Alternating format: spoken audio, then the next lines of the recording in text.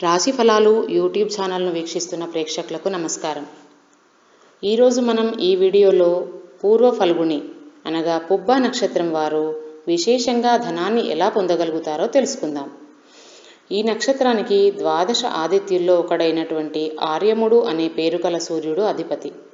దానం చేసే వారిని కూడా ఆర్యముడు అని అంటారు. ఈ నక్షత్రాన్ని ఆరాధిస్తే 10 మంది వచ్చి సహాయం అందిస్తారు. పశుపాలనకు ఈ నక్షత్రం శ్రేష్టమైనది. పశువుల పెంపకం, కొనుగోలు, సంరక్షణ విషయాలకు ఈ నక్షత్రం శ్రేయోదాయకరమైనది. మనుష్య గణానికి సంబంధించింది. ఈ నక్షత్ర జాతకులు స్వతంత్ర ప్రియులు, యథేచ్ఛగా జీవించాలనుకునే తత్వం వీరిది. ఇతరుల మనసులోని అవసరాలను తేలికగా పసిగట్టి అడగక మునిపే సహాయం అందించగల నేర్పరితనం కూడా వీరికి ఉంటుంది. తీయగా మాట్లాడటము, హాయిగా కాలం వెళ్ళబుచ్చటము వీరికి అలవాటు. పై అధికారులకు సలాం కొట్టే తత్వం కూడా వీరికి తక్కువ కనుక అధికారులతో పొత్తుగా ఉండలేరు. గుప్త శత్రువులు అధికంగా ఉండి అభివృద్ధికి వెన్నుపోట్లు పొడుస్తుంటారు. ధనం కన్నా అధికారానికే ఎక్కువ ప్రాముఖ్యతనిస్తారు వీరు. హోదా కోసం ఏదైనా చేస్తారు. తనకన్నా అందమైన వారు అధికులు లేరనే స్వభావం ఉంటుంది. ఇటువంటి భావన వల్ల అభివృద్ధి కుంటుపడే అవకాశం ఉంది. ఆపదలో ఆదుకున్న వారిని వీరు మర్చిపోతారు. కుటుంబం కోసం ఎటువంటి త్యాగాలనైనా చేయగలరు. అహంభావం కాస్త ఎక్కువగా ఉండటం వలన ఇరుగు పొరుగు వారితో సంబంధాలు కూడా కొంత ఇబ్బందిగా ఉంటాయి. తరచూ ఋతు సంబంధమైన దోషాలు లేదా రోగాలు కలుగుతుంటాయి. ఈ నక్షత్రం వారు పాటించవలసినటువంటి కొన్ని సాధారణ పరిహారాలు.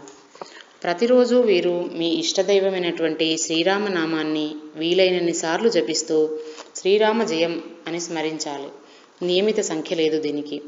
కానీ రావి చెట్టు, మర్రి చెట్టు కలిసి ఉన్నటువంటి పవిత్ర ప్రదేశాన్ని చూసినప్పుడు అక్కడ పూజ చేసి కనీసం నమస్కారమైనా చేసి కదలండి.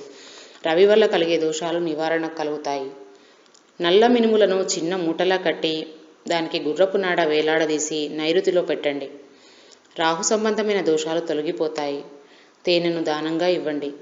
కళాకారులను గౌరవించడం ఈ నక్షత్ర జాతకులకు కలిసొచ్చే పరిహారం. సాధారణంగా పుబ్బ జాతకులు అధిక భాగం భూస్వాములు లేదా రియల్ ఎస్టేట్స్ కలిగి ఉంటారు. కొంతమందికి ఉన్నత పదవుల రీత్యా అధిక సంపద కలగవచ్చు. గ్రహస్థితి తారుమారైతే ఐశ్వర్యం కోల్పోయి బికారులు కాగలరు. ఐశ్వర్యదాయకుడైనటువంటి ఈశ్వరుణ్ణి ప్రసన్నం చేసుకోవడానికి వీరు నిత్యం శివలింగార్చన, రుద్రాభిషేకాలు అప్పుడప్పుడు చేయడం వల్ల గొప్ప రక్షణ కవచంలా అది పనిచేస్తుంది. శ్రీరామ రక్షా కవచ స్తోత్రాన్ని పఠించడం ద్వారా బుధ మహాదశలో కష్టాల నుంచి విముక్తి పొందగలుగుతారు.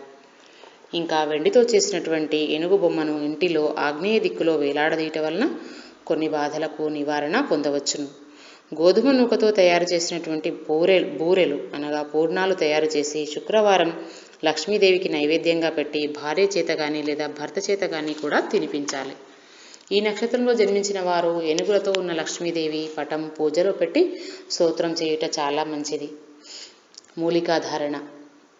శుక్రవారం నాడు కానీ లేదా భరణి, పుబ్బ, పూర్వాషాఢ నక్షత్ర దినాల్లో కానీ మాసపర్ణి అంటే మేడి చెట్టు వేరును తెచ్చి శుక్రగ్రహాన్ని, శ్రీ మహాలక్ష్మిని పూజించి ధరించడం వలన కొన్ని బాధల నుంచి నివారణను పొందవచ్చును.